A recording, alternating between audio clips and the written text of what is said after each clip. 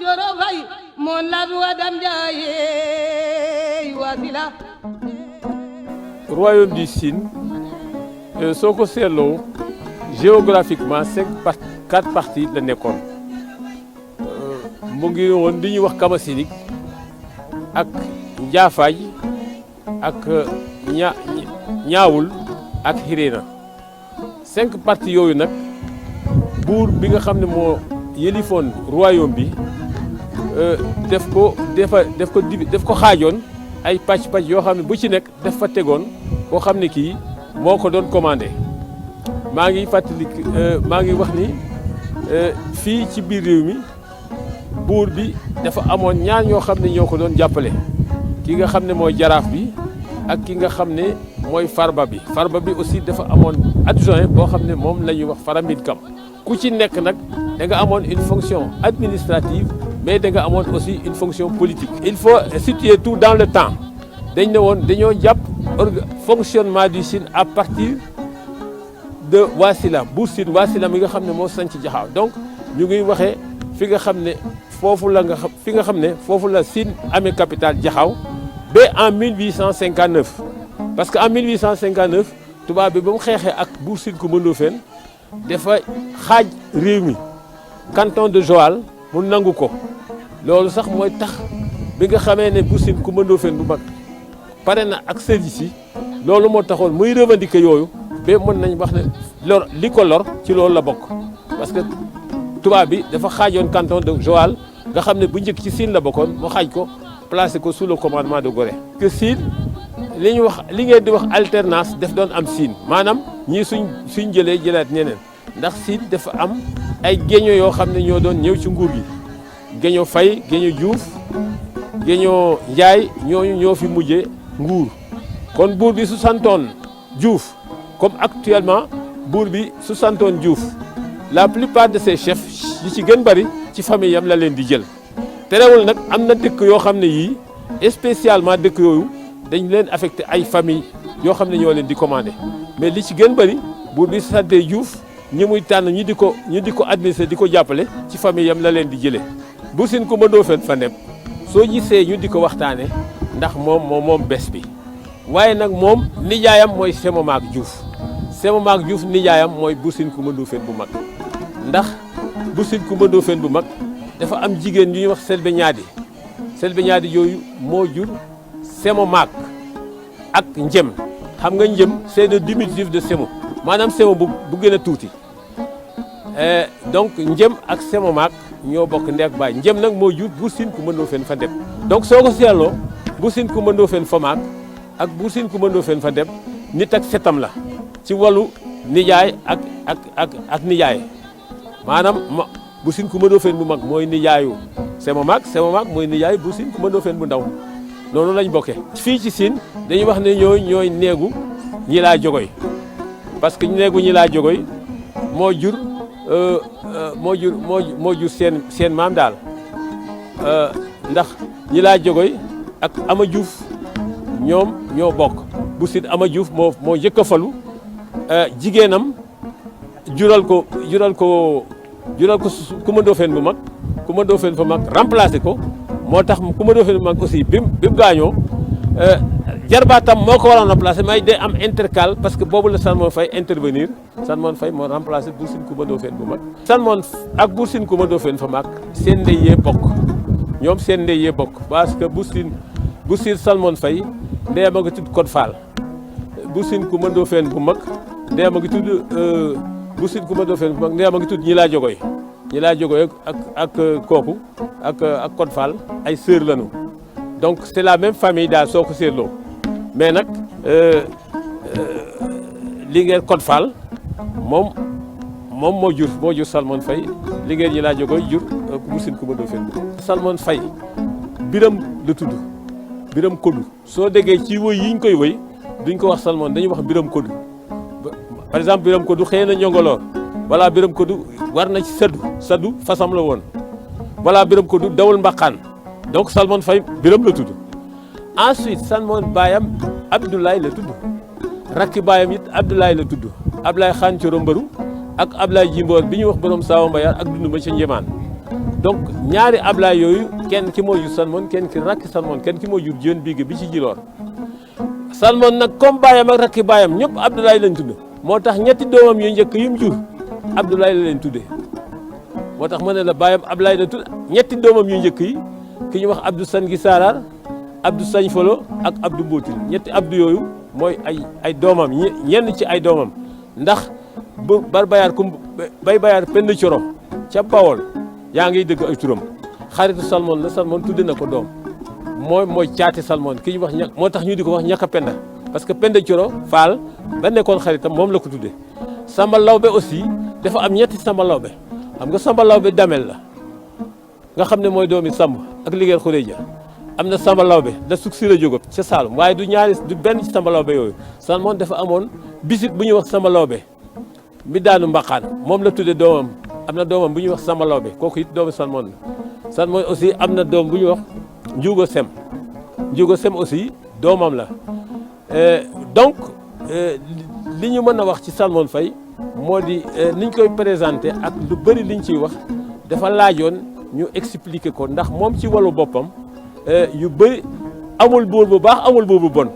buur bu nekk rek ak yi muy àndal waaw loolu daal mën nañ ko ci wax Salmon Faye doomi Linguère Code Fall la jamono bi mu nekkee fii nag dafa amul lu bëri lu am ci galwaar yu bëri amuñ ko ndax moom moo mën a wax ne man de sama yaay Linguère la ci Siin sama maam it Linguère la ci Siin ndax Code Fall mi ko jur dana nekk Linguèru Siin Code Fall ñi laa fay mi ko jur dana nekk Linguèru Siin Salmon aussi jigéenam bi ñuy wax Salmon jigéen dana nekk Linguèru Siin jarbaatam Mbakke Ndeb moom laa la wax ne moo signé protectorat bi donc ci wàllu famille ci côté maternel en tout cas ñu li mu amoon gelwaar yu bari amuñ ko ci wàllu côté baayam Ablaye Xaan Coro Mbaro mi ko jur mooy tawu Lat Suk ñi daan Samba Lat Suk ñi daan Samba xam nga ne Birimi Fatma Cuub bi mu ñëwee fii Ndiob boobu Lat Suk ñi daan Samba la fi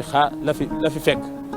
ak nijaayam bu ñu doon wax Lat Garang ñii ne nañ wax Lat Garang Xorgo ñii di wax Lat Garang Giñ Ba mais ak lu mu mën a doon daal nijaayam bu nekkoon Lat Garang jamono jooju moo nekkoon San gi Ndiob jamono jooju la Birimi Fatma ñëw donc kooku moo jur bàyyi Salmon Lat Suk ñi daan Samba Lat Suk ñi daan Samba aussi Biram Jaaxe San gi Ndiob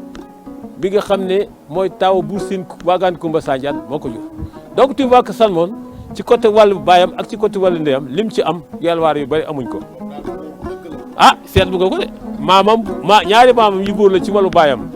ñaari maamam yi Linguère la ci wàllu ndeyam suñu tànnee ci yu bëri ñi ko amoon bëriwuñu Linguère buur boo xam ne sa yaay gelwaar la sa maam sa yaay Linguère la sa maam Linguère bëriwul de sa baayam buur la maamam aussi buur la donc c'était en quelque sorte un prince boo xam ne daal il remplissait beaucoup de conditions. Salmon de danañ wax ne am na juróom-ñaari at am na juróom-ñaari bés et aussi mu ngi xam nga dégg ma ne mu ngi fekk baax ñii di wax njongoloon ñii di wax mbuuti ndax fële mooy wàllu baayam fii mooy wàllu ndeyam mais bi nga xamee ne Buur Siin signé na ak tubaab bi te signature boobu Salmon nangu ko respecté si lañ ko génn ci réew mi bi mu ko génnee ci réew mi bu gàddaay dem Bawol xam nga su fekkee ne yaa ngi fàttaliku ci tangu bu président Léopold Sédar Senghor bu doon yéeg ci nguur gi da nga doon dégg ñuy wax Doudou Salmon procureur général Doudou Salmon Fall Doudou Salmon Fall boobu Salmon Fall bi ko jur teñ ci Yacine Dior Gallo Ganna moo jur Salmon Fall boobu ak Kanar Fall Salmon Fall xam nga séeréer wolof mënul Salmon wolof Salmon lay wax Salmon boobu Salmon Faye lañ ko tuddee donc loolu moo la woon ne moom dafa yàgg bi mu génnee Siin dafa yàgg Bawol bi mu dellu see nag bi nga xamee ne nee nañ Buur Siin saay na te mu dellu si fexe ba jot nguur gi ne ne am na juróom-ñaari fas am na juróom-ñaari bés juróom-ñaari at aussi moom la am parce que mu ngi jël nguur gi en 1871 mu ngi daanu xojil ci bëtti Jawle la foofu la daanoo en mars 1878 ndax mbiru Salmon Faye li ko dalee ci mbiru Buur Siin Buur Siin Njaak ba ci Buur Siin Mayakor lu ci gën bari tubaab yi bind nañ ko fii lañ ne fii mën nañ ko gëstu daal. donc Salmon Faye am na juróom-ñaari at ci nguur gi 1871 1878. bi mu jëlee nguur gi l'administration générale d'accord ñu woon ak moom di ko defal ay pots de banane yu bëri mais à chaque fois def ko doon esquiver à sa manière. bon il avait aussi des adversaires ou des ennemis yoo xam ne défendre ak ñoom mais soo ko seetloo parce que la première bataille que Salmon a faite c'est-à-dire dañu ne Biram Koddu a Ngaye Sadu a Xesto Njongoloor a Doxo Ngoye a wara Samba Gueye a Dama Ndende a wara Samba Gueye moom xëy na takk Sadu